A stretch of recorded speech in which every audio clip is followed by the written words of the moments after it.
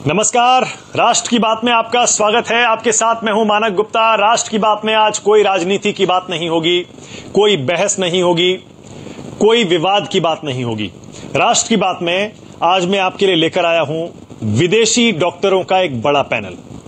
जाहिर है देश के डॉक्टर तो रोज आते ही हैं, ये विदेशी डॉक्टर्स भी कभी दो मेरे साथ आपने मेरे पैनल में देखे होंगे, लेकिन आज मैंने खास तौर पर विदेशी डॉक्टरों को, सिर्फ विदेशी डॉक्टरों को अपने इस पैनल में जोड़ा है ताकि आपके मन में कुछ एक सवाल अगर हो तो यूएस, यूके, चाइना, यहां के डॉक्टर उनके बारे में क्या सोचते हैं ये मैं आपको बता दूं।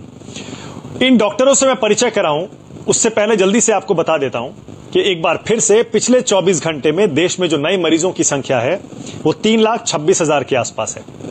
मैं ये आंकड़ा आपको रोज इसलिए बताता हूं क्योंकि इससे कुछ एक आइडिया तो मिल ही जाता है कि देश में कोरोना की दूसरी लहर क्या कमजोर होनी शुरू हुई या नहीं हुई। यह आंकड़ा आपको पता होगा 4.25 लाख तक पहुंच गया था। फिलहाल ये 3,26,014 पर है। कुछ एक राहत की एक उम्मीद दिखाई दे रही है, उम्मीद की किरण दिखाई दे रही है। और इस समय जो ठीक हुए हैं 24 घंटे में मरीज वो हैं 3,52,850, यानी नए मरीज आए 3,26,000, ठीक हुए 3,52,000, यानी रिकवरी रेट ज्यादा है नए मरीजों के मुकाबले। और एक्टिव केसेस यानी इस समय देश में जो लोग इलाज करा रहे हैं कोरोना का वो है 36,73,000। इसमें भी 30,754 की गिरावट आ गई है। तो कुछ एक, जैसा मैंने कहा, उम्मीद की किरण तो दिखाई दे रही है, थोड़ी बहुत राहत की खबर है, लेकिन अभी भी दर्शकों में, देश के लोगों में बहुत सारी चीजों को लेकर कंफ्यूजन है। कौन सी दवा लें, कब इलाज शुरू करें, ऑक्सीजन की जरूरत कब पड़ती है, कब अस्पताल ले जाना चाहिए। हम लगातार इन सवालों के जवाब आपको देते हैं, इंडियन डॉक्टर्स के जरिए देते ही हैं। लेकिन आज मेरे साथ राष्ट्र की बात में 5 विदेशी डॉक्टर्स जुड़ रहे हैं। 10 बड़े सवाल मैं लूंगा आपके, 10 बड़े सवाल जो आपके मन में होंगे और उनके जवाब हो सकता है आपको अभी क्लियरली ना मिले हों। इन 10 बड़े सवालों के जवाब देंगे 5 विदेशी डॉक्टर। जल्दी से परिचय करा रहा हूं। डॉक्टर धीरज कौल मेरे साथ न्यूयॉर्क से जुड़ गए हैं, अक्सर आप उनको मेरे शो पर देखते हैं। डॉक्टर संजीव चौबे हैं शंघाई से, वो भी अक्सर मेरे साथ जुड़ते हैं। डॉक्टर राज भयानी हैं, प्रेसिडेंट हैं federation of Indian physicians association US. मेरे साथ प्रोफेसर सुषमा एकिला हैं, कंसल्टेंट हैं पब्लिक हेल्थ यूके। और मेरे साथ डॉक्टर राजे नारायण हैं, डायरेक्टर हैं global health alliance UK, cardiologist, Saint George's hospital London. आप सबको अपनी टीवी स्क्रीन पर देख पा रहे हैं। पांचों के पांचों मेहमान मेरे साथ जुड़ गए हैं। जैसा मैंने बताया, मेरा कहने का या इस शो का मकसद ये नहीं है कि हमारे इंडियन डॉक्टर्स किसी भी मामले में कम है, लेकिन इस शो का मकसद यह है, यूएस में इलाज अलग तरीके से होता है, यूके में इलाज कुछ अलग तरीके से होता है, चाइना में इलाज कुछ अलग तरीके से होता है, वहां की सरकारों या सरकारी एजेंसियों की गाइडलाइंस कोविड को लेकर कुछ अलग है। इसीलिए आपको यह बताने के लिए कि विदेश में इलाज कैसे होता है, वहां के डॉक्टर्स आपके कॉमन सवालों के बारे में क्या जवाब देते हैं, आपको पता होना चाहिए। इसीलिए डॉक्टरों का यह खास पैनल। आप सभी का स्वागत है। जल्दी से सवाल शुरू करते हैं बिना समय गवाए। पहला सवाल आ रहा है आपकी टीवी स्क्रीन पर, क्योंकि आजकल ज्यादातर सवाल इलाज को लेकर होते हैं। कोरोना का इलाज क्या है? तो आपकी टीवी स्क्रीन पर आ रहा है पहला सवाल, कोरोना का सबसे कारगर इलाज क्या है? यह है सवाल। जाहिर है हिंदुस्तान में आप अलग अलग लोगों से अलग अलग चीजें सुनते हैं इलाज के बारे में। कभी रेमडेसिविर सुनते हैं, कभी कुछ। तो यूएस के डॉक्टर क्या सोचते हैं, यूके के डॉक्टर क्या सोचते हैं, चाइना के डॉक्टर क्या सोचते हैं? ऐसा करते हैं, शुरुआत यूएस से ही करते हैं। डॉक्टर कौल, आपसे शुरू कर रहा हूं। डॉक्टर कौल, सबसे कारगर दवा यूएस में कोविड की कौन सी मानी जा रही है? कौन सी दवा सबसे ज्यादा इस्तेमाल की जा रही है? डॉक्टर कौल।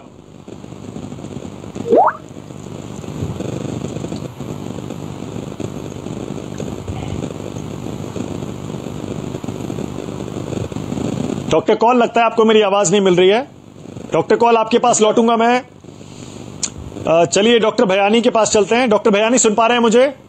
डॉक्टर भयानी, आप ले लीजिए ये सवाल। यूएस में सबसे कारगर कोविड की दवा कौन सी है जो आप लोग इस्तेमाल करते हैं? जी तो यहाँ पे तो FDA जो अप्रूव किया है वो जो है रेमडेसिविर।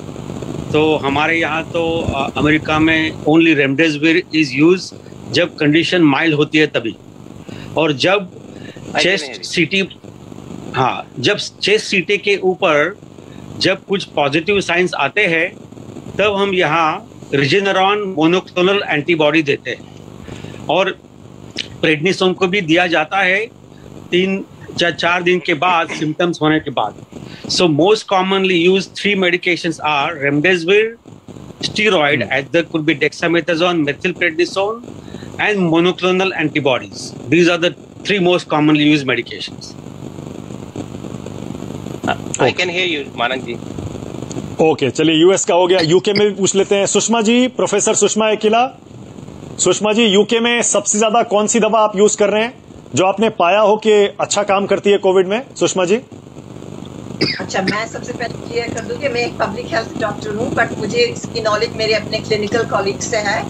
हम लोग जो WHO से रेकमेंडेड है, प्लस हमारी जो national institute of clinical sciences जो एक्सेलेंस जो दवाई रेकमेंड करती है, उसके हिसाब से रेमडेसिविर यूज करते हैं, डेक्सामेथासोन यूज किया है। इंडिया में मैं जहाँ तक सुनती आई हूँ, जितने फ्रेंड्स से सुना है मैंने और रिश्तेदारों से सुना है, दवाएं बहुत ज्यादा दी जा रही हैं। हर एक कोई जो हॉस्पिटल में जाने की कोशिश कर रहा है, मेरे हिसाब से जो केसेस हॉस्पिटल में आपके यहाँ आ रहे हैं, उनको जरूरी नहीं है कि वो सब हॉस्पिटल में ही जाएं। यहाँ पे हॉस्पिटल में एडमिशन होने के लिए बहुत सीरियस कंडीशन वालों को ही एडमिट किया जाता है। I can hear you, मानक जी, now. आपकी आवाज आ रही है। ओके, डॉक्टर चौबे, थोड़ा चाइना का एक्सपीरियंस बताइए अपना। डॉक्टर चौबे, वहां कौन सी दवा इस्तेमाल की जा रही है चाइना में कोविड के लिए, सबसे कारगर दवा? देखिए, एज सच यहाँ पे जो है कोई खास मेडिकल ट्रीटमेंट में अभी तो अब यहाँ रेमडेसिविर है एक दवा जो ये लोग यूज कर रहे हैं, पहले कर रहे थे। अब लेकिन आजकल जो है उतने माइल्ड सिम्टम्स आ रहे हैं कि इनको सिंपल जो है मेडिकेशन से ही काम चल जा रहा है। इनको ज़्यादा जो है कोई हाई, मतलब बहुत कम केसेस हैं, मतलब ना के बराबर केसेस हैं जो ICU तक जाते हैं। तो एज सच वही है कि जो गाइडलाइन सेम ही है, रेमडेसिविर है, स्टेरॉइड्स है, और उसके बाद जो है आपके ये यहाँ भी मोनोक्लोनल एंटीबॉडीज का भी यूज होता है।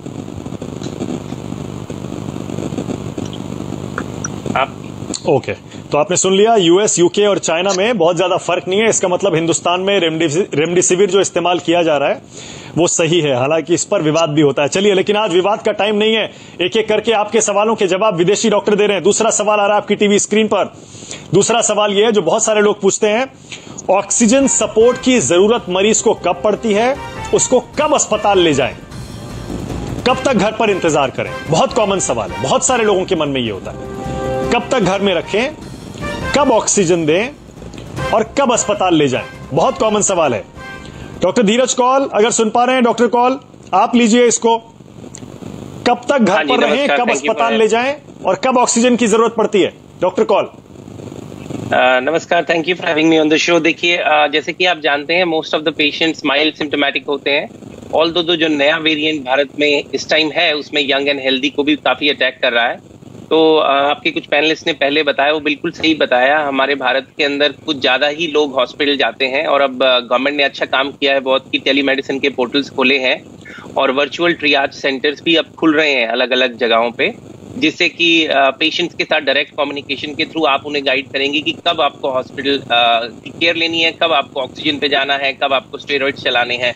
क्योंकि ये जानना जरूरी है कि कोविड की स्टेजेस हैं। जो पहली स्टेज है उसमें वायरस तेजी से रेप्लिकेट करता है 5 से 7 दिन। उसके बाद आपका इम्यून सिस्टम स्विच इन करता है 7 से 14 दिन और 12 दिन के बीच में। कई लोगों के अंदर इम्यून सिस्टम काफी ओवर ड्राइव में जाता है, जिसे साइटोकाइन स्टॉर्म बोलते हैं, उससे काफी डैमेज होता है, जो हम देख रहे हैं। और अब हम कई बार देखते हैं लॉन्ग कोविड, जो काफी प्रोलॉन्ग्ड कोविड चलता है, महीनों तक, हफ्तों तक सिम्टम्स कंटिन्यू रहते हैं। इसीलिए जब पेशेंट घर पे है इनिशियली, उसको अपने आप, अगर डॉक्टर्स के थ्रू कंसल्टेड टेस्ट पॉजिटिव आया रहे, उसके बाद वो पैरासिटामोल ले, फ्लूइड्स ले, विटामिन ले विद जिंक जो चल रहा है, उसके बाद वो पहले 5 दिन तक अगर स्टेरॉइड चलाएंगे तो कई जगह देखने में आता है कि वायरस की रेप्लिकेशन बढ़ती है, आपका इम्यून सिस्टम ड्रॉप होता है, शुगर बढ़ते हैं, ब्लड प्रेशर बढ़ता है। 5 दिन के बाद अगर आपका इम्यून सिस्टम ओवरड्राइव पे है स्टेरॉइड चलाने से, वो नीचे जाता है। लेकिन कई पेशेंट्स ऐसे हैं जिनका सैचुरेशन, पल्स ऑक्सीजनेशन जिसको हम बोलते हैं, वो 94 से जब नीचे ड्रॉप होता है परसिस्टेंटली, तो हम उनको रिकमेंड, कई जगह पे देखा गया है कि आप अगर लंग एक्सरसाइज करिए, प्रोन पोजीशन पे जाइए, तो पोस्टीरियर लंग्स के एरिया खुलते हैं, ऑक्सीजनेशन बढ़ता है। उसके बावजूद भी अगर आपका ऑक्सीजनेशन नीचे रहे, आपको सांस लेने में दिक्कत आ रही है, आपको चक्कर आ रहे हैं या कोई भी इश्यूज आ रहा है, आप डॉक्टर को कंसल्ट करिए। अब तो वो होम ऑक्सीजन भी प्रोवाइड करते हैं। उसके बावजूद भी, अगर होम ऑक्सीजन के बावजूद भी कंसिस्टेंटली आपका सैचुरेशन 91, 92 से नीचे जा रहा है, और I am talking about like a smoker और इवन अ नॉन स्मोकर में 94 से नीचे जा रहा है, तो वो कॉल करेंगे डॉक्टर को और डॉक्टर एडवाइस करेगा वर्चुअली। वहां पर इंडिया में भी अब शुरू हो चुका है, वो रिकमेंड करेगा कि आप इस हॉस्पिटल में जाइए। और अब धीरे धीरे देखने में आ रहा है कि कई हॉस्पिटल्स और कई सिस्टम्स पोर्टल्स पे अपना बेड का नंबर डाल रहे हैं। तो बहुत जरूरी है कि पेशेंट अपने आप डिसीजन लेके हॉस्पिटल ना भागे, उससे पैनिक होता है और इंफ्रास्ट्रक्चर पे स्ट्रेस आता है। और डॉक्टर्स इंडिया में काफी अच्छा काम कर रहे हैं लिमिटेड रिसोर्सेज में, उनके कांटेक्ट में रहिए, लेकिन सैचुरेशंस मेंटेन करते रहिए। और अगर सीवियर चेस्ट पेन आता है वो भी एक सिम्टम है, और अगर आप लाइट हेडेड फील कर रहे हैं वो भी सिम्टम है। तो लंग एक्सरसाइज करते रहिए, डॉक्टर की रिकमेंडेशन में दवाई लेते रहिए। दवाई ड्यूरेशन का, स्टेरॉइड का भी फिक्स्ड है, हर दवाई का एक ड्यूरेशन है। विदाउट डॉक्टर प्रिस्क्रिप्शन एंटीबायोटिक्स मत लीजिए। अननेसेसरी एंटीबायोटिक से भी आपका इम्यून सिस्टम कम होता है, गट का फ्लोरा मरता है। तो प्लीज डॉक्टर के कंसल्टेशन में ही लीजिए, और जब वो बोले उसी टाइम हॉस्पिटल जाइए, उससे पहले अननेसेसरी जाके वहां मत जाइए।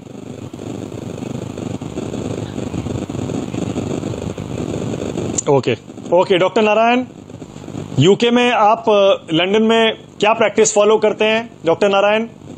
कब पेशेंट को बोलते हैं कि ऑक्सीजन की जरूरत है और कब हॉस्पिटल आएं? मैं ऑक्सीजन से जाने के पहले एक लाइन बताना चाहूंगा कि हम लोग का जो अभी तक का एक्सपीरियंस है। आपको आवाज आ रही है हमारी? आपको आवाज आ रही है? यस जी, आ रही है, बोलिए आप। हाँ, हमारा जो अभी तक का एक्सपीरियंस मैं बताना चाहूंगा आपके दर्शकों को कि 90% लोग, बल्कि मैं कहूंगा 90-95% लोग घर में सिर्फ पैरासिटामोल और फ्लूइड से ठीक हुए हैं। हमारे यहाँ इंग्लैंड में फर्स्ट वेव में भी और सेकंड वेव में सिर्फ 5 से 10% लोग ऐसे होते हैं जिनको की ऑक्सीजन की जरूरत पड़ती है, स्टेरॉइड की जरूरत पड़ती है।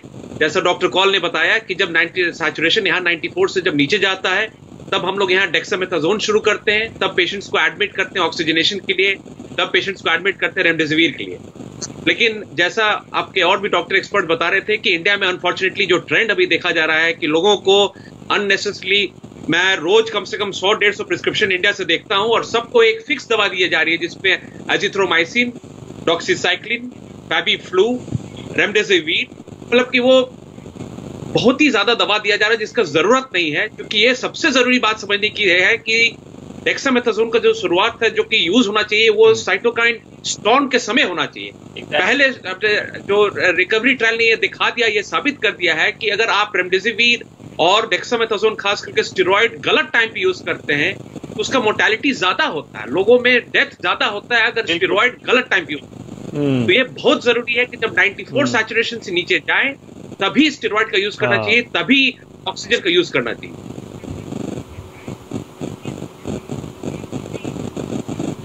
ओके, ऑलराइट, अगला सवाल आ रहा है आपकी टीवी स्क्रीन पर। और मुझे नहीं पता कि यूएस और यूके में क्या हाल थे, चाइना में क्या हाल थे, लेकिन इंडिया में तो आप सबको पता है क्योंकि आप सब भारतीय मूल के हैं। हिंदुस्तान में हॉस्पिटल बेड्स की बहुत कमी थी, आईसीयूज की बहुत कमी थी, ऑक्सीजन की बहुत कमी थी। इसीलिए यह सवाल बहुत इंपॉर्टेंट है। आपकी टीवी स्क्रीन पर आ रहा है अगला सवाल। अगला सवाल यह है, अगर अस्पताल में बेड नहीं मिला तो घर पर रहकर इलाज हो सकता है क्या और कैसे हो सकता है? मुझे पता है थोड़ा सा कंट्रोवर्शियल है, लेकिन ये मजबूरी वाला सवाल है। सुषमा जी, आपसे पूछ रहा हूं मैं, मजबूरी, क्योंकि जब मजबूरी होती है, बेड नहीं मिलेगा हॉस्पिटल में, तब आदमी क्या करेगा? क्या घर में इलाज पॉसिबल है सुषमा जी? बिल्कुल पॉसिबल है। आपके डॉक्टर कॉल ने पहले भी जैसे बताया, और मैं सबको बोलती हूँ कि घर में रह के पहले 5 दिन अगर आप, जब वायरस की ग्रोथ होती है आपके अंदर, उस टाइम पे अगर आप प्रिकॉशंस लेके vitamin C, zinc, prone position में रह के ब्रीदिंग करें, पैरासीटामोल लें अगर आपको टेम्परेचर आ रहा है, और उस टाइम पे रेस्ट करके आप अगर वो टाइम निकाल सकते हैं जो बुरा टाइम है, तो आपको हॉस्पिटल जाने की जरूरत ही नहीं पड़ेगी। यूके से हमारा कंपैरिजन इंडिया से थोड़ा सा मुश्किल है, इसलिए कि यूके में पहले आपके जनरल प्रैक्टिशनर जो आपके जो रेगुलर डॉक्टर होते हैं वो आपको देखते हैं, और जब उनको लगता है कि आपकी कंडीशन खराब हो रही है तो वो आपको हॉस्पिटल में एडमिशन देने के लिए एडवाइस करते हैं। यूके का हॉस्पिटल के बेड्स हमारे यहाँ भी ऐसा नहीं था कि कमी नहीं थी, यूके में भी कमी थी, पर हमने उसको कंट्रोल करने के लिए पहले से सोच के कि अगर बहुत ज्यादा केसेस आने वाले हैं, प्रिडिक्शन काफी इजी था। जहाँ नंबर ऑफ केस बढ़ने शुरू होते हैं आपके, उसके आपको मालूम है कि 15 दिन तक आपके केस बढ़ेंगे, उस 15 दिन के बाद में आपको हॉस्पिटल बेड की जरूरत पड़ेगी, उस 15 दिन के बाद में आपकी डेथ इंक्रीजेस हो जाएंगी। तो आपके पास में ऑलरेडी एक टाइम टेबल रहता है। उस टाइम पे यूके गवर्नमेंट ने बहुत सारे एडिशनल हॉस्पिटल सेटअप किए, एडिशनल फैसिलिटीज सेटअप की कि अगर हमारे नंबर बढ़ते रहे, और उस टाइम पे पॉपुलेशन को भी अपनी खुद की केयर लेना चाहिए कि उन्होंने अपना खुद का प्रोटेक्शन करना चाहिए इतना कि वो हॉस्पिटल जाने की जरूरत ना पड़े। आप डॉक्टर पॉल ने ऑलरेडी बताया, प्रोन पोजीशन में लेटने से ऑक्सीजनेशन आपकी बॉडी का बढ़ता है। अगर वो टाइम अगर निकल जाए तो आपको ऑक्सीजन की भी जरूरत नहीं पड़ेगी। जो केओस मुझे दिखाई दे रहा था, part of that is kind of coordination नहीं थी मे बी सर्विस में, और लोग पैनिक करके जो हॉस्पिटल में पहुंच रहे थे, इसलिए आपके पास में बेड्स की भी कमी लग रही थी, ऑक्सीजन की भी कमी लग रही थी। मुझे नहीं मालूम रियलिटी में कोई ऑक्सीजन की कमी थी, और यहाँ से इतनी सारी अभी तो ऑक्सीजन कॉन्सेंट्रेटर्स इतने सब पहुंचे हुए, तो अब आपको शायद इतनी मुश्किल नहीं आनी चाहिए मेरे, पर आपको अभी सोचना है कि अभी से प्लान करें कि आप सही कह रही हैं, अब कमी नहीं है, अब कमी उतनी कमी महसूस नहीं हो रही है। हाँ बिल्कुल ठीक है, बिल्कुल सही कहा आपने। अगर पहले से प्लान करें तो जब वेव आती है तब हम उससे डील कर सकते हैं। लेकिन डॉक्टर चौबे, मैं थोड़ा सा, सुषमा जी ने एक पॉइंट तो कवर कर लिया। डॉक्टर चौबे, मान लीजिए डॉक्टर कहता है कि आपको ऑक्सीजन चाहिए, हॉस्पिटल चाहिए, और नहीं मिल पा रहा है, तो क्या वो चीजें घर पर आराम से हो सकती हैं? उसमें थोड़ा मुश्किल है, क्योंकि अगर आप घर में ऑक्सीजन इंस्टॉल भी कर देते हैं, प्रॉब्लम होता है पेशेंट के वाइटल्स को मॉनिटर करना। पेशेंट का वाइटल्स जो है रेगुलरली मॉनिटर होना चाहिए, और उसकी कंडीशन डिटोरिएट हो रही है या इम्प्रूव हो रही है, ये एक नॉन मेडिकल या नॉन टेक्निकल आदमी जो है वो नहीं कर सकता है। इसलिए जो है उसके अंदर में नर्स का चाहिए, कंटिन्यूअस डॉक्टर्स का भी एक सपोर्ट चाहिए होता है, जो शायद वो संभव नहीं हो सकता है। इसलिए घर पे अगर मान लीजिए कि अगर पेशेंट को रिक्वायरमेंट ऑक्सीजन की है, तो in that situation hospital is the best place कि जहाँ पे पेशेंट को इलाज हो।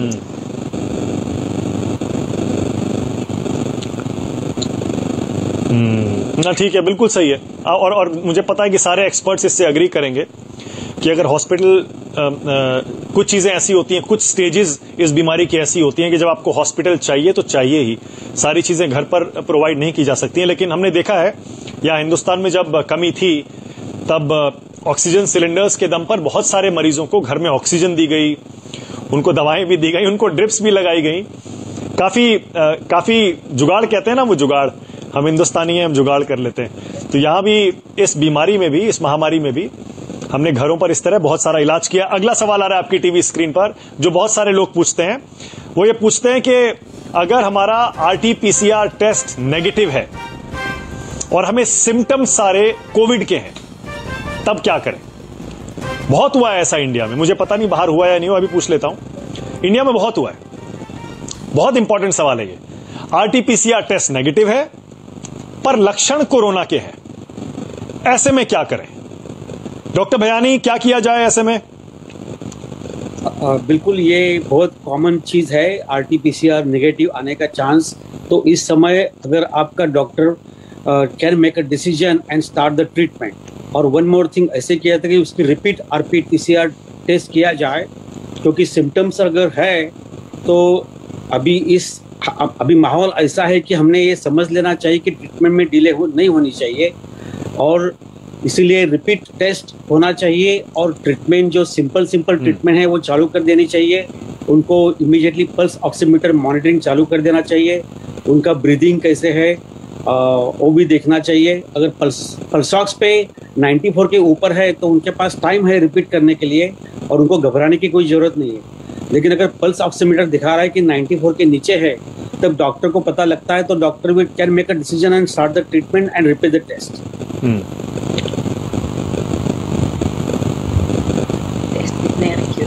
अग्री। डॉक्टर नारायण, यूके में भी आप ऐसे ही करते हैं क्या? और वहां भी डॉक्टर नारायण क्या ऐसे केसेस आ रहे हैं कि आरटीपीसीआर टेस्ट नेगेटिव है और पेशेंट्स में सिम्टम है और आप ट्रीटमेंट स्टार्ट कर देते हैं? यहाँ ऐसे काफी केसेस होते हैं, लेकिन जैसा मैंने बताया कि हमारे यहाँ 90% लोग सिर्फ पैरासीटामोल पे ठीक होते हैं।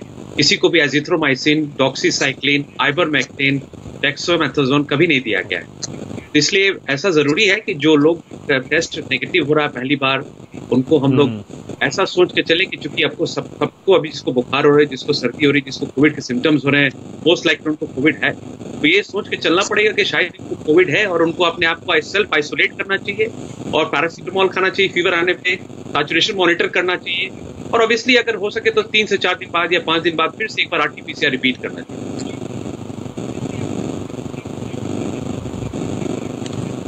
ओके डॉक्टर नारायण, सिम्टम्स भी एक बार जरा बता दीजिए मेरे दर्शकों के लिए, लेटेस्ट सिम्टम्स जो हैं इस सेकेंड वेव में, अलग अलग स्ट्रेन्स मिलाकर आप क्या क्या सिम्टम्स देख रहे हैं? जो मैक्सिमम सिम्टम्स हम लोग सेकेंड वेव में इंग्लैंड में देख रहे थे वो फीवर था, ड्राई कफ था, कुछ लूज मोशंस थे, कुछ स्किन एलर्जी रिएक्शंस हो रहे थे और कुछ टंग पे एरप्शंस हो रहे थे। तो those are the main symptoms जो हम लोग देखे हैं सेकेंड वेव में यहाँ खास।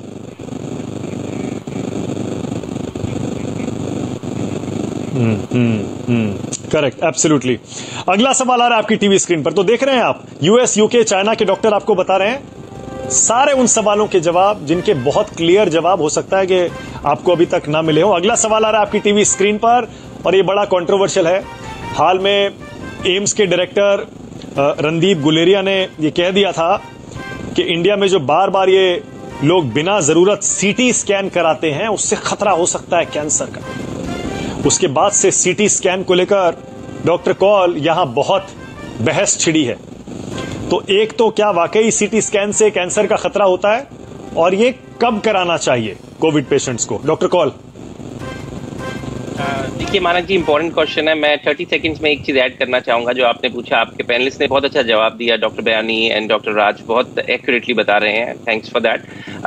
आरटीपीसीआर बेसिकली एक टेक्निक है जो आपका जीन का एम्प्लीफिकेशन करता है और देखता है कितने साइकिल्स के अंदर वो पॉजिटिव फाइंड करता है। हम डिसाइड करते हैं कि कहाँ पे हम पॉजिटिविटी लेंगे। तो आरटीपीसीआर के अंदर कई सारे ग्लिचेस जो भारत में देखने आ रहे हैं जिसपे अब काम हो रहा है बहुत तेजी से। एक स्वैब कलेक्शन की टेक्निक, आप कितना अंदर जाके कलेक्ट कर रहे हैं, जिस रिएजेंट के अंदर आप उसे मिक्स कर रहे हैं वो ड्राई तो नहीं है। तो कहीं ना कहीं एजुकेशन बढ़ा है तो अब उसका सेंसिटिविटी, मेरी एक्सपेक्टेशन है, बढ़ेगा। भारत में इस टाइम 75 to 80% सेंसिटिविटी है। 100 लोग अगर आरटीपीसीआर कराते हैं तो 80 को पकड़ता है जो पॉजिटिव है, 20 छूट जाते हैं। ये इश्यू है, इसी वजह से डॉक्टर सीटी स्कैन कर रहे हैं। ये बात बिल्कुल सही आप बोल रहे हैं कि आरटीपीसीआर अगर नेगेटिव है, एक बहुत अच्छा टूल है, अगर उसकी सेंसिटिविटी नहीं है तो डॉक्टर्स को सीटी स्कैन करना पड़ रहा है भारत में, ये समझना जरूरी है। लेकिन CT scan is not a benign test. अगर आप 25 सीटी स्कैन लाइफ लॉन्ग कराएं, 25 लाइफ लॉन्ग, तो you increase the risk of radiation exposure, जिससे कि आपको कैंसर होने का रिस्क होता है। लेकिन 1 से नहीं, 2 से नहीं, 25। और ये जानना जरूरी है, पहले जमाने में जो सीटी स्कैन की रेडिएशन होती थी, अब जो लेटेस्ट सीटी स्कैन है उनमें रेडिएशन काफी कम है, बट स्टिल सीटी स्कैन एक एक्सपेंसिव रिसोर्स है, लिमिटेड रिसोर्स है, उसे देख समझ के करवाइए। कई लोग मैं जानता हूं भारत में जो मैं डायरेक्ट कांटेक्ट में भी हूं, वो हर 5 दिन में सीटी करा रहे हैं या अपने आप एसिम्प्टोमेटिक आदमी सीटी करा रहा है। तो आपको पहली बात, अगर आपको कोविड पॉजिटिव है, आपको सीटी कराने की कोई जरूरत नहीं है। अगर आप सैचुरेट वेल कर रहे हैं, जैसे डॉक्टर्स ने बताया, पैरासीटामोल फ्लूइड से मोस्टली लोग ठीक होते हैं। लेकिन अगर आप वो पेशेंट है जो डिसैचुरेट कर रहे हैं, आप हॉस्पिटलाइज हो रहे हैं, आपको सांस लेने में बहुत दिक्कत है, 5, 8 दिन, 10 दिन हो चुके हैं, तो आप कराइए। और ये जानना जरूरी है, कैट स्कैन के जो रिजल्ट हैं वो क्लिनिकल इमेजिंग से लैग करते हैं। सपोज आज आप इंप्रूव हो चुके हैं तो कैट स्कैन में वो 10 दिन बाद दिखेगा जो आज आपकी कंडीशन है। तो अगर आप सोच रहे हैं कि मैं देखूं कि मेरा सीटी स्कैन बेटर है, मैं अभी अभी करवाया हूं, मैं ठीक हो रहा हूं, तो वो आप वेट करिए। और प्लीज ये लिमिटेड रिसोर्स हैं, अगर आप सीटी स्कैन के बाहर लाइन लगाएंगे आपको और रेयर वेरिएंट लग सकता है। तो लाइनें लगाना, क्राउड करना हेल्थ केयर इंफ्रास्ट्रक्चर पे बर्डन बनता है। तो सीटी स्कैन आप डॉक्टर की सलाह के बगैर मत करवाइए, स्टेरॉइड डॉक्टर की सलाह के बगैर मत लीजिए। Most patients fluids, paracetamol, lung exercise से ठीक होंगे। स्मोकिंग सिसेशन का एक्सेलेंट टाइम है, छोड़ दीजिए स्मोकिंग। और प्लीज पॉजिटिव रहिए, खाना अच्छा खाइए, स्लीप अच्छा करिए, स्ट्रेस हार्मोन कम होंगे। एंडोथेलियल डैमेज हम इस वायरस से देख रहे हैं, मायोकार्डाइटिस होता है, ये वायरस देखिए लंग्स के अलावा अब काफी ऑर्गन्स को इफेक्ट करता है, जो हम पिछले साल देख रहे थे उससे अब ज्यादा दिख रहा है। ब्रेन को हिट करता है, लिवर को करता है, किडनी को करता है, हार्ट को करता है और लंग्स क्लॉट्स बनाता है। तो आप अपनी तरफ से स्ट्रेस को कम रखिए, फ्लूइड लेते रहिए और डॉक्टर की सलाह पर ही स्टेरॉइड लीजिए। अगर आप स्टेरॉइड जल्दी लेंगे, अननेसेसरी लेंगे, लॉन्ग ड्यूरेशन का लेंगे, वायरस बढ़ेगा, आपका शुगर्स बढ़ेगा, शुगर्स इम्यूनिटी नीचे लाएगा। तो कॉम्प्लिकेटेड थिंग है। और एंटीबायोटिक्स विदाउट डॉक्टर्स रिकमेंडेशन मत लीजिए, it's not needed. Okay,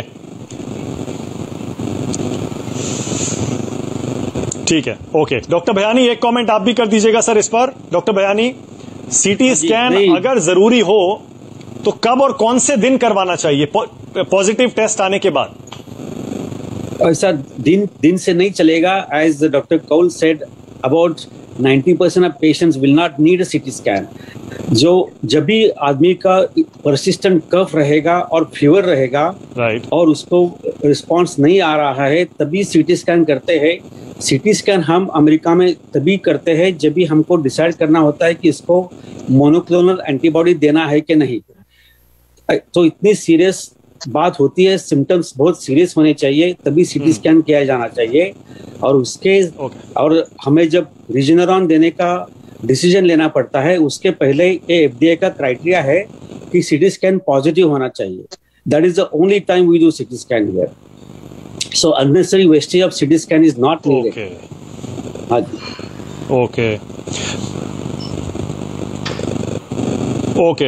okay doctor Narayan, मैं सीटी पर एक सवाल आपसे भी पूछ रहा हूं। डॉक्टर नारायण, सीटी में स्कोर को लेकर बड़ा लोगों में भ्रम रहता है। कोई कहता है अरे 23 में से 10 आ गया, अरे बहुत चिंता की बात है, 15 आ गया सीटी स्कोर, बहुत चिंता की बात है। तो ये सीटी का थोड़ा सा समझाइए जरा, उसमें चिंता की बात कब होती है सीटी स्कैन के रिजल्ट में? जैसा डॉक्टर कौल और जैसा डॉक्टर भयानी बताया कि सीटी स्कैन तो पहले करना ही नहीं चाहिए, और अगर गलती से आपका सीटी स्कैन हो भी जाता है तो वह अननेसेसरली एंजाइटी कॉज करता है। क्योंकि आप समझें कि लोग जितना बार सीटी होता है, लोग उतना स्कोर को देख के एंग्शियस होते हैं, घबराते हैं। तो मैं यहाँ बताना चाहूंगा कि सीटी स्कोर जो 10-25 सेगमेंट्स होते हैं, 25 सेगमेंट्स में देखा जाता है टोटल स्कोर। अगर 10 से कम है तो उसको माइल्ड कंसिडर किया जाता है, 10 से 15 को मॉडरेट कंसिडर किया जाता है और 15 से ऊपर को सीवियर कंसिडर किया जाता है।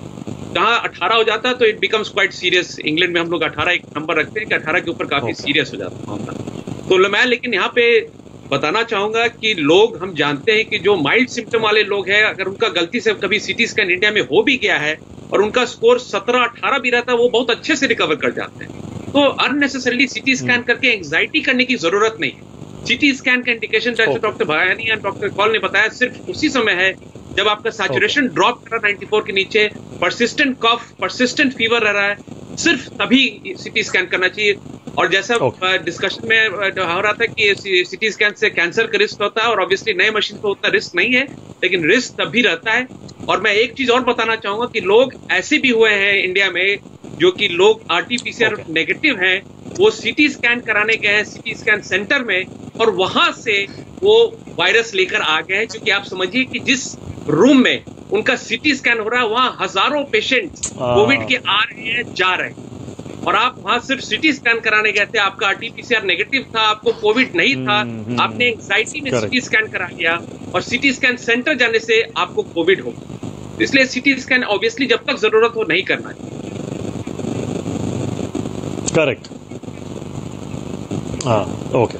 चलिए अगला सवाल आ रहा है आपकी टीवी स्क्रीन पर, और अगला सवाल भी हिंदुस्तान में बहुत कॉमन क्वेश्चन है, बहुत ही आम सवाल है। क्योंकि हिंदुस्तान में एक बड़ी आबादी किसी ना किसी कोमोर्बिडिटी या किसी ना किसी बीमारी से ग्रसित है, जिसकी दवा उसे रोज लेनी पड़ती है। हाई ब्लड प्रेशर हो गया, शुगर हो गया, ये ऐसी 2 बीमारियां खास तौर पे हैं जो बहुत लोगों में है। तो अगर हाई बीपी और शुगर वालों को कोविड हो जाए तो क्या सावधानी बरतनी चाहिए? डॉक्टर चौबे, हाई बीपी और शुगर अगर कोविड हो जाए तो क्या सावधानी बरतें? हाई बीपी वाले जो पेशेंट होते हैं या शुगर के जो पेशेंट होते हैं, उन दोनों ही इम्यूनो कॉम्प्रोमाइज पहले होते हैं। तो उनका जो इम्यून सिस्टम है, यानी रोग प्रतिरोधक क्षमता जो बॉडी से लड़ने की है, वो वैसे ही पहले ही कम होती है। समझिए किसी हेल्दी आदमी की 100% है तो उनकी जो है 60% या 50% होता है। और अगर प्रोलॉन्ग टाइप का डायबिटीज है, जो 15 साल से है, 20 साल से है, तो उसमें तो और भी ज़्यादा हो, इसमें अदर ऑर्गन्स भी कॉम्प्रोमाइज होते हैं। इसमें डिपेंड करता है कि जो ब्लड शुगर है आपका शुरू के 5 साल यानी डायग्नोस होने के 5 साल तक आपने कैसा मेंटेन किया है, उसी हिसाब से कॉम्प्लिकेशंस भी डिसाइड होते हैं। और जैसा कि हम जानते हैं कि इसका जो है वायरस जो है, इसके रिसेप्टर जो है आपके लंग्स में तो है ही, साथ में आपके हार्ट में भी है, जीआई ट्रैक्ट में भी है, और क्या बोलते हैं किडनी में भी है। तो ये बेसिकली कुल मिलाकर सारे जो ऑर्गन्स हैं इनको डायरेक्टली और इनडायरेक्टली इसको अफेक्ट करता है। तो अब क्या है कि अगर आपका डायबिटीज शुगर लेवल अनकंट्रोल्ड है और ये ऊपर से बीमारी अगर हो जाती है, तो इन दैट सिचुएशन ये होगा कि इससे रिकवरी रेट जो है काफ़ी कम, मतलब उनके चांसेस जो है, रिस्क ऑफ चांसेस जो है ठीक होने के थोड़ा सा क्रिटिकली रहता है। तो ऐसे मरीजों को सबसे अर्ली अलर्टनेस चाहिए ताकि वो जो है अपना तुरंत इलाज करा सकते हैं और तुरंत जो है वो डॉक्टर से कंसल्ट करके अपना ट्रीटमेंट को मैनेज कर सकते हैं।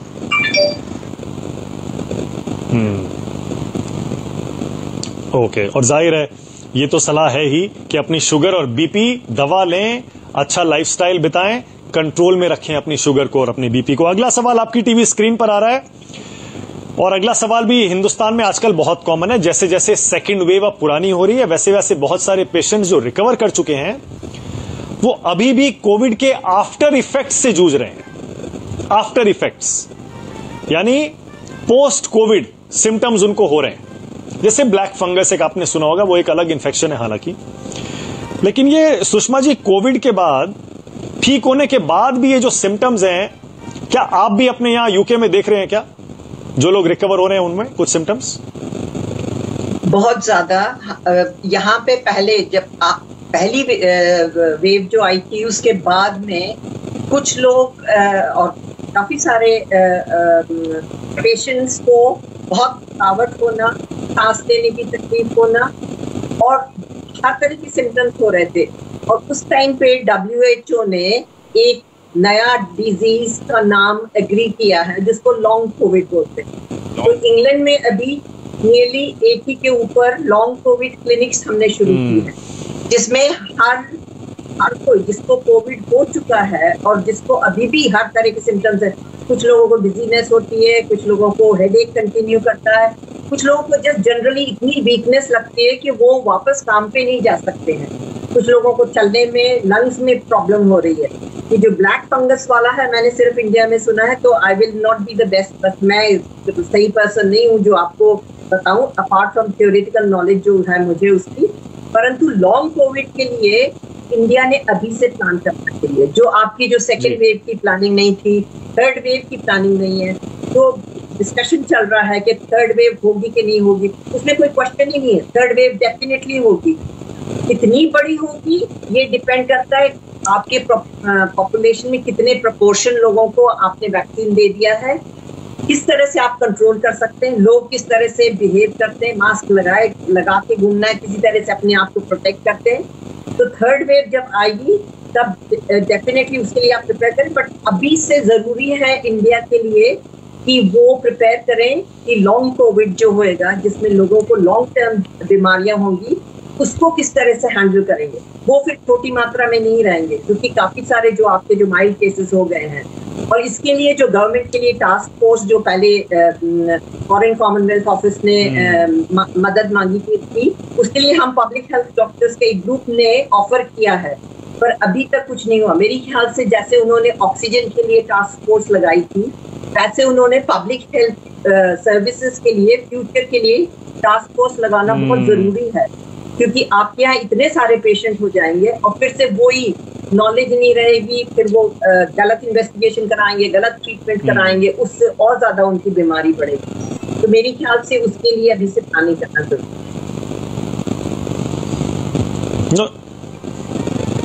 बिल्कुल, बहुत बढ़िया, very very interesting point Sushma ji, आपने बहुत इंटरेस्टिंग, बहुत क्रूशियल बात बताई है कि थर्ड वेव आने से पहले कम से कम लॉन्ग कोविड की हमें तैयारी कर लेनी चाहिए। और इसी से जुड़ा हुआ अगला सवाल आपकी टीवी स्क्रीन पर आ रहा है। अगला सवाल यह है, नेगेटिव होने के बाद जो मरीज हैं वो नेगेटिव हो जाएं, जब ठीक हो जाएं, उसके बाद किस तरह की सावधानी उनको जीवन में बरतनी चाहिए, अपने लाइफस्टाइल में, अपने घर में, क्या क्या सावधानियां बरतनी चाहिए, यह है अगला सवाल आपकी टीवी स्क्रीन पर। डॉक्टर नारायण, एक तो हमारे यहां ये बड़ा एक जुनून है कि जो मरीज होते हैं वो 10, 12, 14 दिन बाद एक टेस्ट दोबारा जरूर कराते हैं कि भैया चलो हम नेगेटिव हो गए। क्या इस नेगेटिव टेस्ट की जरूरत होती है क्या? ये एक सवाल डिफिकल्ट है आंसर करना, चूंकि डिपेंड करता है कि जिनको कोविड हुआ है उनका रिस्पॉन्सिबिलिटी क्या है। अगर वो इस तरह के काम में हैं जिनके उनको पब्लिक सर्विसेज में है या हॉस्पिटल लौट के जाना है या किसी ऑफिस में जाना, तो ऑब्वियसली उनका आरटीपीसीआर नेगेटिव होना जरूरी है, क्योंकि वो स्टिल इन्फेक्टिव हो सकते हैं। तो इसलिए जरूरी है कि 2 हफ्ते 3 हफ्ते बाद जब वो रिकवर करते हैं तो एक आरटीपीसीआर करा के चेक करना जरूरी होता है कि वो नेगेटिव हुए हैं कि नहीं। क्योंकि अगर आप पॉजिटिव है तो ऑब्वियसली आप स्टिल इन्फेक्टिव हो सकते हैं, तो इसलिए शायद वो जरूरी है। लेकिन जो लोग घर पर हैं और कहीं सिम्टोमेटिक है तो उनको जरूरत नहीं है आरटीपीसीआर कराने की, पहली बात। और दूसरी बात जो आप बता रहे थे सावधानी बरतने की बात है, तो मैं सबसे ज्यादा बताना चाहूंगा बात जो जरूरी है कि लोग अपना हाई प्रोटीन डाइट खाएं, नॉर्मल एक्सरसाइज करें। हर एडल्ट को, हेल्दी एडल्ट को, यूरोपियन सोसाइटी ऑफ कार्डियोलॉजी का गाइडलाइंस आ गया कि हर नॉर्मल एडल्ट को 150 minute 150 minutes of moderate intensity exercise, brisk walk, walking, jogging जो भी अपना कर सकें वो करना चाहिए, क्योंकि वो बहुत ही जरूरी है। और लंग कैपेसिटी के लिए लंग रिलेटेड एक्सरसाइज करनी चाहिए। जो पोस्ट कोविड क्लिनिक जो हम लोग इंग्लैंड में रन करते हैं, पोस्ट कोविड क्लिनिक जो हम लोग यहाँ रन कर रहे हैं, जैसा डॉक्टर साहब ने बताया लॉन्ग कोविड या पोस्ट कोविड क्लिनिक जो हम लोग रन कर रहे हैं, तो उसमें हम लोग लंग का कैपेसिटी के बढ़ाने का, चूंकि हम लोग काफी सारे पेशेंट्स ऐसे देख रहे हैं पोस्ट कोविड जिनको लंग की प्रॉब्लम हो रही है कोविड के बाद, कुछ हार्ट के भी प्रॉब्लम हो रहे हैं, लेकिन मेनली लंग के प्रॉब्लम और एक्सट्रीम वीकनेस रह रहा है, एक्सट्रीम फटीग रह रहा है, जो कि पोस्ट वायरल माइल्जिया जिसको बोलते हैं। फीवर और वायरस के बाद काफी दिन तक लोगों को वीकनेस रह जा रहा है। तो high protein diet, regular exercise, fruits, vegetables खूब खाएं, and that is how you are going to recover.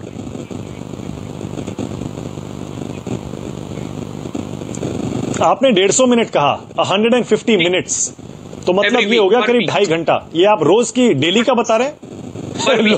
लोग तो हाथ जोड़ लेंगे, बोलेंगे आप हमसे रोज 2.5 घंटा एक्सरसाइज करवाना चाहते हैं। नहीं, पर वीक है ये। नहीं, पर वीक बोले, हर हफ्ते का 30 मिनट्स इन अ डे।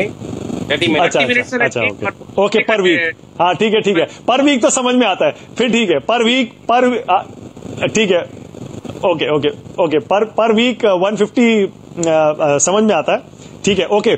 चलिए अगला सवाल आ रहा है आपकी टीवी स्क्रीन पर, और यह भी बहुत कॉमन सवाल हो गया है हाल के दिनों में, क्योंकि इस दवा का जिक्र आपने जरूर किसी ना किसी के मुंह से सुना होगा। कोरोना से बचाव के लिए आइवरमेक्टिन जैसी दवा कितनी कारगर है? आइवरमेक्टिन पर हाल में बहुत विवाद हुआ। डॉक्टर कॉल, आइवरमेक्टिन पर आपका क्या कहना है? यूएस में आइवरमेक्टिन के लिए कुछ कहा जाता है क्या, माना जाता है क्या, कुछ काम करती है नहीं करती है? देखिए मानक जी, पहले 1 मिनट लेके मैं वो म्यूकर का आपने क्वेश्चन पूछा था, उस पे जस्ट एक इंसाइट देता हूँ। म्यूकर माइकोसिस एक फंगस है जो जिसको हम ब्लैक फंगस भी बोलते हैं, एनवायरनमेंट में होती है, हर जगह होती है। इसका इंसिडेंस काफी कम है क्योंकि नंबर्स में काफी लोग आ रहे हैं, इस वजह से म्यूकर का रिस्क बढ़ता है। ये जानना जरूरी है, जब भी आपका इम्यून सिस्टम वीक होता है, कुछ अपॉर्चुनिस्टिक इन्फेक्शन जो आपके आसपास हैं वो आप पे हावी हो जाते हैं, उसमें से एक म्यूकर है। लेकिन उससे ज्यादा हावी हो सकता है कैंडिडा, एस्परजिलोसिस, उसके बारे में भी ध्यान रखना जरूरी है। और एक और बात दोबारा उसी पे आती है, अगर आप स्टेरॉइड लेंगे अननेसेसरी तो आपका इम्यून सिस्टम और नीचे होगा, आपके शुगर्स बढ़ेंगे। हाई शुगर्स कंडीशन जैसे डायबिटिक कीटोएसिडोसिस या हंग, hyperosmolar non ketotic coma, जो कि डायबिटीज टाइप 2 में हम देखते हैं, हाई शुगर रेंजेस में भी आपका डीके का, ये म्यूकोरमाइकोसिस का रिस्क बहुत बढ़ता है। काफी लीथल है, बोन के थ्रू जाकर, फेशियल बोन के थ्रू जाके ब्रेन में जा सकती है। मोर्टेलिटी 40 से 60% है अगर आपको हो जाए। और जरूरी है पेशेंट्स का ये जानना, अगर आंख में दर्द आ रहा है, स्वेलिंग है फेस के ऊपर, नाक से डिस्चार्ज आ रहा है ब्लैकिश कलर का, तुरंत काल से डॉक्टर की कंसल्ट में आइए। It's an emergency. मैं आपके थ्रू ये रेस करना चाहता हूँ, ये वो चीज नहीं है कि आप 10 दिन बैठेंगे इसके ऊपर ठीक हो जाएगा। तो that is the point 1। Ivermectin का डाटा हमारे पास पिछले साल भी आया था, क्योंकि मैं बहुत क्लोजली फॉलो करता हूं। उसका डाटा बहुत वीक है, आपके पैनलिस्ट ने बिल्कुल सही बताया। एंटीबायोटिक्स का प्रीमेच्योर देना तो एक्चुअली ज्यादा नुकसान करती है इंस्टेड ऑफ हेल्पिंग। अगर आप पहले दूसरे तीसरे दिन लोगों को दे रहे हैं, ये वायरल इन्फेक्शन है, इसमें एंटीबायोटिक्स का काम ही नहीं है। तो अगर आप एजिथ्रोमाइसिन और डॉक्सीसाइक्लिन कॉपी पेस्ट करके लाखों लोगों को दे देंगे तो 2 इश्यूज आएंगे। एक, उनके खुद की इम्यूनिटी ड्रॉप होगी। दूसरा इशू आएगा, ये एंटीबायोटिक्स के अंदर रेजिस्टेंस आएगा, तो हमारे लिए ये काम करना बंद कर देगी उन कंडीशंस में जहां इसका यूज है। और तीसरी बात, अगर आप इवरमेक्टिन को अननेसेसरी पेशेंट्स को देंगे, उससे भी आपका इम्यून सिस्टम थोड़ा वीक होता है। हाँ, कुछ स्टडीज में डेफिनेटली इसका रोल दिखा है, और कई स्मार्ट डॉक्टर्स इंडिया में टाइमली इसको देते हैं, लेकिन जो पेशेंट्स खुद खरीद के ले रहे हैं डे 1 से, खासतौर पे जिनके सिम्टम्स ही नहीं है या माइल्ड सिम्टोमेटिक है, without doctors not recommended, please don't do that. Doctor की कंसंट्रेशन के बाद ही करिए। और मैं हाईली एनकरेज करूंगा हमारे कोलीग्स को कि जो नई स्टडीज आ रही हैं उसको थोड़ा देखिए, जो डिस्करेज कर रही हैं इवरमेक्टिन के खिलाफ, और हाइड्रोक्सीक्लोरोक्विनीन जो पिछले साल हम बात करते थे उसका डाटा तो बहुत क्लियर है, वो हार्ट का कंडक्शन प्रॉब्लम्स करती है। तो science is evolving, you have to keep updated. Okay, ठीक है। ओके डॉक्टर चौबे, चाइना में आइवरमेक्टिन को लेकर डॉक्टर्स का, सरकार का क्या ओपिनियन है? नहीं, आइवरमेक्टिन यहाँ पे कोई इंकरेज नहीं करता है, नहीं हम लोग इसको यूज करते हैं यहाँ पे। और जो गाइडलाइंस हैं काफी क्लियर है कि मैं पहले ही बोला कि माइल्ड सिम्टम्स ही आते हैं हमारे यहाँ। ज्यादातर सिम्टम्स जो है आपको सिंपल फ्लू, जिसमें हम लोग कोई एंटीबायोटिक वगैरह यूज नहीं करते, लेकिन चांसेस ये होता है कि अगर पेशेंट को कोमॉर्बिड कंडीशन है तो सेकेंडरी इन्फेक्शन के चांस बढ़ जाते हैं, जिसमें बैक्टीरियल इन्फेक्शन देखने को मिलता है। और ये जो बीमारी है वो पूरा इन्फ्लेमेशन का है, तो इन्फ्लेमेशन आपके पूरे बॉडी में फैलता है। तो इसमें ज्यादातर जो है मतलब हम लोग अगर कभी अगर जरूरत भी पड़ती है एंटीबायोटिक देने की, तो वो हम 7वें, 5वें, 6ठे दिन स्टार्ट करते हैं, ना कि जो है स्टार्टिंग में ही शुरू कर देते हैं। स्टार्टिंग में हम सिंपल फ्लू की मेडिसिन देते हैं, ज़्यादा होगा तो उसमें एंटीवायरल भी हम लोग ऐड कर देते हैं। और simple even Temi flu can work also, ऐसा नहीं है कि आपको रेमडेसिविर ही आपको लगा कर करना है। मैंने बहुत सारे पेशेंट जो है यहाँ पे रेमडेसिविर से ठीक हुए हैं, सॉरी टेमी फ्लू से ठीक हुए हैं। तो ऐसा नहीं है कि स्टार्टिंग में तो जो वेरिएंट था वो काफी मतलब वीक वेरिएंट था, बट अभी हो सकता है कि रेमडेसिविर की जरूरत पड़े। लेकिन रेमडेसिविर भी is not a well proven drug, क्योंकि इसमें भी क्या है कि जिसको डेथ होना है उसका मान लीजिए उसकी हालत खराब होती जा रही है। जैसे आप अपने सिटी स्कोर की बात की, किसी का सिटी स्कोर अगर मान लीजिए कि 22/25 है, 22/25 आ रहा है, और उसको अगर आप रेमडेसिविर दे रहे हैं तो वो 4 दिन की उसकी लाइफ जो है प्रोलॉन्ग हो सकती है वेंटिलेटर पे। But it's not a complete और कॉन्क्रीट मेडिसिन जिससे आप कह रहे हैं कि नहीं ये लगाने से मैजिकल चेंज हो जाएगा आपके बॉडी में। नॉट लाइक दैट, ऐसा नहीं। ओके ओके, आखिरी सवाल अब आपकी टीवी स्क्रीन पर आ रहा है, और इसे लेकर भी बहुत सारे सवाल आजकल तैर रहे हैं, क्योंकि हिंदुस्तान में अब सरकार, बल्कि पूरी दुनिया में सारी सरकारें वैक्सीनेशन पर बहुत जोर दे रही हैं। जरा सोचिए, एक तरफ कोविड के इन्फेक्शन हो रहे हैं और दूसरी तरफ आपको वैक्सीन भी लगवानी है, तो इससे जुड़े बहुत सारे सवाल हैं। डॉक्टर नारायण, सवाल यह है, वैक्सीन की पहली डोज लेने के बाद अगर आपको कोविड हो जाता है तब क्या करें? यहां गवर्नमेंट ने भी नई गाइडलाइंस दी हैं। एक तो दोनों डोजेस के बीच गैप कितना होना चाहिए, और दूसरा अगर फर्स्ट डोज के बाद या फर्स्ट डोज से पहले कोविड हो गया तब क्या करें? उधर मत आना। जी, मैं तो ये बताना चाहूंगा कि जो हम लोग का प्रैक्टिस रहा है लंदन में, इंग्लैंड में, वो एविडेंस बेस्ड प्रैक्टिस रहा है, WHO के गाइडेंस पे प्रैक्टिस रहा है। तो हमने शुरू से ही 12 वीक्स का गैप रखा है अपने वैक्सीन के डोजेज में। नॉर्मल शेड्यूल फर्स्ट डोज और सेकंड डोज के बीच में 12 हफ्तों का गैप रहा है। और अब तो नया रिसर्च भी पब्लिश हो गया है कि जिनको 12 हफ्तों के बाद पड़ता है सेकंड डोज, उनकी इम्यून रिस्पॉन्स बेटर होती है। तो ये नया रिसर्च ने भी ये साबित कर दिया है। जहां तक आपकी 10वां नंबर जो सवाल है आपका है कि अगर आपको फर्स्ट डोज पड़ने के बाद कोविड हो जाता है तो सेकंड डोज कब पड़ना चाहिए, तो हमारे यहाँ जो गाइडलाइंस है, जो WHO का जो गाइडलाइंस है कि अगर आपको वैक्सीन फर्स्ट डोज पड़ने के बाद अगर आपको कोविड हो जाता है तो एज लॉन्ग एज एसिम्प्टोमेटिक है, आपका फीवर ठीक हो गया है, आप RT-PCR नेगेटिव हो गए हैं, आपकी खांसी ठीक हो गई है, तो 28 दिन 28 डेज में आप सेकेंड डोज ले सकते हैं। That is the guidance from the WHO।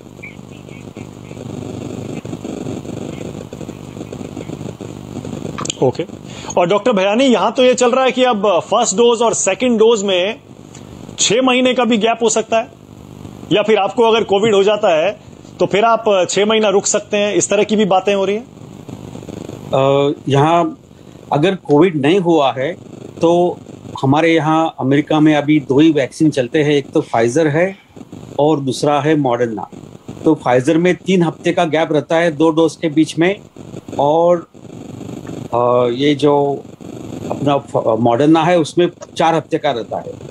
और ये जो अबाउट 3 मंथ्स अगर आपको कोविड होता है तो अबाउट 90 डेज यहाँ हम रुकते हैं, and that is the recommendation by the FDA, उसके हिसाब से चल रहा है। अभी J&J तो एक ही डोज का वैक्सीन है, तो उसके लिए कोई गैप की जरूरत नहीं है, और एस्ट्राजेनेका यहाँ यूज करना बंद हो गया है। So this is what we have, one important point I want to bring to our Indian community is the third wave which will come will be younger generation, because young generation को बहुत neglect किया जाता है immunization में. So इसके लिए हमें बहुत ही children's and younger population has to get ready, and government and Indian population must make all the preparations necessary ready, because some experts expect it will be in early next week, early next year, or mid next year. We can expect younger generation getting affected more and more, because as we getting smarter to deal with the virus is getting smarter to deal with the people who are not immunized and not prepared and initially thought to be immune. ये बहुत जरूरी है. दूसरी चीज ये है कि और एक ट्रेंड अभी अपने इंडिया में देखा है कि पूरी फैमिली इन्फेक्ट होते जा रही है. वो पहले नहीं होता था. तो घर में हमेशा मास्क लगा के घूमिए और एक दूसरे से घर के अंदर भी दूर रहिए. हस्बैंड वाइफ को भी इस टाइम में बहुत जरूरी है कि वो दूर रहे एक दूसरे से, क्योंकि ये बहुत प्रैक्टिकल चीजें हैं, वो एम्फसाइज करना जरूरी है. जी सुषमा जी, वैक्सीन पर ही आपको आपका एक्सपीरियंस क्या कह रहा है? सुषमा जी, ये जो जिनको कोविड खासतौर से हो जाता है उनके लिए क्या है? फर्स्ट डोज के बाद हो जाए या फर्स्ट डोज से पहले हो जाए, तब क्या करें? अगर फर्स्ट डोज के पहले हो जाए तो भी रिकमेंडेशन है कि उनको वैक्सीन लगना चाहिए. और जैसे डॉक्टर नारायण ने कहा कि उसके लिए हम 4 से 6 हफ्ते के लिए वेट कर सकते हैं. यहाँ तक डोजेस के बीच में जो गैप वाली बात है, यूके गवर्नमेंट ने पब्लिक हेल्थ व्यू पॉइंट से ये डिसाइड किया कि ये ज्यादा जरूरी है कि हम ज्यादा लोगों को प्रोटेक्ट कर सकें रादर देन कि थोड़े लोगों को 2 डोज दे के प्रोटेक्ट कर. इसलिए यूके में जो गैप शुरू में उन्होंने बढ़ाया था, पहले वाले दिसंबर से लेकर जनवरी तक लोगों को 3 से 4 हफ्ते के बाद में सेकेंड डोज लग गया. उसके बाद में जब उन्होंने ये डिसाइड किया कि सबको पहला डोज लगना बहुत जरूरी है, हम लोगों ने गैप इंक्रीज किया था 12 हफ्ते तक का. और उसके बाद में जो रिसर्च एविडेंस आया है वो ये बता रहा है कि अगर आप गैप ज्यादा बढ़ाएंगे तो आपकी इम्यूनिटी और ज्यादा अच्छी होगी. इसलिए इट इज इम्पोर्टेंट इंडिया के लिए भी कि आप जितने लोगों को दे सके पहला डोज दें. उसके बाद में चाहिए तो आप लंबा गैप रखें, पर 12 हफ्ते से ज्यादा लंबा गैप ना रखें, क्योंकि ये तो इवन वैक्सीन प्रोड्यूसर्स ने अब आपको बता दिया है कि 12 हफ्ते तक का अगर गैप रखते हैं तो वो बिल्कुल सही है, उसमें कोई नुकसान नहीं है आपका. पहले डोज से लोगों को 50 to 60% प्रोटेक्शन मिलता है, सेकेंड डोज से 80 to 90% प्रोटेक्शन मिलता है. पर आपको मास्क लगा के फिर भी घूमना है, चाहे आपको वैक्सीनेशन लग गई है, क्योंकि शुरू में कहा जाता था कि अगर आप किसी कोविड के पेशेंट के साथ में कांटेक्ट में रहे तो आप दूसरों को ट्रांसफर कर सकते हैं. अब कुछ वैक्सीन जो ऐसी हैं, जैसे फाइजर ने बोला है कि नहीं, आप दूसरों को नहीं ट्रांसफर करोगे. अगर फाइजर लगी है आपको तो आप दूसरों के लिए रिस्क नहीं है. एस्ट्राजेनेका जहां तक है उसमें और डिफरेंट, क्योंकि हमारे पास में जो नॉर्मल वैक्सीन प्रोड्यूस करने के लिए हमारे पास में जो नॉर्मली 36 महीने रहते थे, उसकी बजाय हमने 12 महीने में कुछ प्रोड्यूस किया है. तो हमारी रिसर्च कंटिन्यू रहेगी. अभी और एक रिसर्च चल रही है इंग्लैंड में, जिसमें आप पहला डोज अगर कोई दूसरा देते, मैंने जैसे पहला डोज फाइजर लिया तो मैं दूसरा एस्ट्राजेनेका ले सकती हूँ कि नहीं, ये सब रिसर्च चल रही है और इसके रिजल्ट धीरे धीरे आने शुरू होंगे. तो अभी कुछ भी प्रेडिक्ट करना मुश्किल है, पर एटलीस्ट लोगों को फर्स्ट डोज देना बहुत जरूरी है. और जैसे डॉक्टर नारायण ने कहा, सेकेंड अगर आपको कोविड हो गया उसके बाद में 3 से 4 हफ्ते में आप फिर भी इंजेक्शन ले सकते हैं. और फाइनल चीज मैं बोलना चाहूंगी कि जितने भी वैक्सीन जो हैं ये कब से प्रोड्यूस होना चाहिए, लास्ट फरवरी मार्च में. तो उसमें आपको ये नहीं मालूम कि म्यूटेशन जो हुआ है उसमें से कौन से म्यूटेशन से आप प्रोटेक्ट कर सकते हैं. तो हो सकता है यहाँ से लोग गए हैं जिन्होंने दोनों वैक्सीन लगाया, फिर भी उनको इंडियन वेरिएंट से या साउथ अफ्रीकन वेरिएंट से या दूसरे वेरिएंट से उनको फिर भी इन्फेक्शन हुआ है. करेक्ट। तो I think self protection is very important और लोगों ने अपने आप को बचा के रखना चाहिए, लॉकडाउन और नो लॉकडाउन। एग्जैक्टली। और इसीलिए कल हम ये डिबेट भी कर रहे थे, जो यूएस में वहां के सीडीसी ने बोल दिया, प्रेसिडेंट ने बोल दिया कि वैक्सीन के दोनों डोज ले लीजिए, मास्क लगा के घूमिए। पता नहीं, मुझे वो समझ में नहीं आया। फिर बात करेंगे उस पर। लेकिन आज बहुत बहुत शुक्रिया आप सबका। मुझे पता है आपने 10 सवालों के जवाब नहीं दिए, आपने कम से कम 100 सवालों के जवाब दिए हैं मेरे आज इस शो में राष्ट्र की बात में। Thank you so much time निकालने के लिए, much appreciated. Thanks a lot. Thanks to you. छोटा सा ब्रेक ले रहा हूं, खबरें जारी है। राष्ट्र की बात प्रेजेंटेड बाय